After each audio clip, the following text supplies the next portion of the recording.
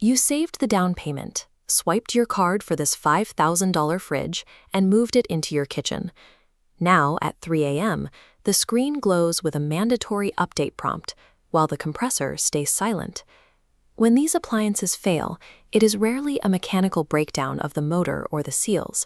It is a digital execution, orchestrated remotely by a manufacturer that has decided the machine's time is up. We see this most often in high-end durable goods, where the physical steel now serves as a delivery vehicle for high-margin software. This is the mechanism of digital rot. By forcing software updates and creating subscription paywalls, manufacturers can systematically brick functional hardware until the owner pays a recurring fee to unlock it. Your household purchases now function as conditional rentals, where the hardware only remains useful as long as the manufacturer's server allows it. These individual failures are part of a broader economic shift. Statistics Canada is currently tracking a divergence in the national market that highlights a new corporate strategy. This chart tracks the Informatics Price Index.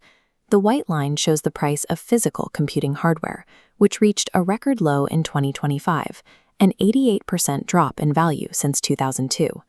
Meanwhile, the amber line for software licensing has surged by nearly 15% in just 2 years. The physical parts of your technology are becoming statistically worthless.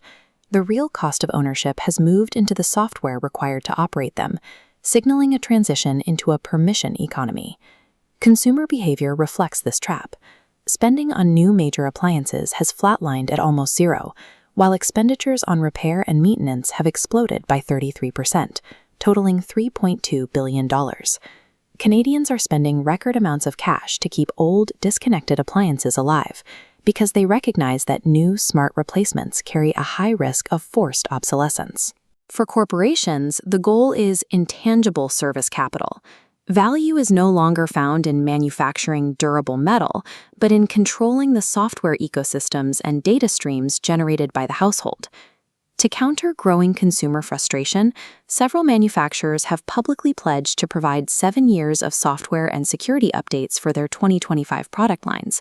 However, the fine print of these pledges contains a specific escape clause. It states that updates are provided, quote, excluding cases where hardware limitations, such as memory or chip performance, may restrict the updates. This is performance obsolescence. A company can technically support a device while making it unusable by claiming the original microchips are too slow to run the mandatory new software. These durability guarantees provide a legally protected mechanism for manufacturers to trigger a replacement cycle at their discretion. This engineered failure is extracting household wealth at a moment of extreme economic tension for the Canadian middle class. The Bank of Canada reports borrowers renewing their mortgages in 2026 will face a payment spike of approximately 40% to keep their homes.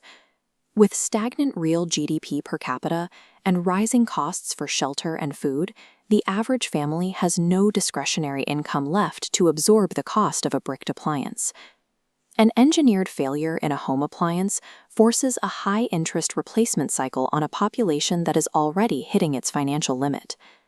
In response to these locked ecosystems, we are seeing the first signs of a legislative pushback from the federal government. Federal Bill C-244 has decriminalized the bypassing of digital locks for the purpose of repair.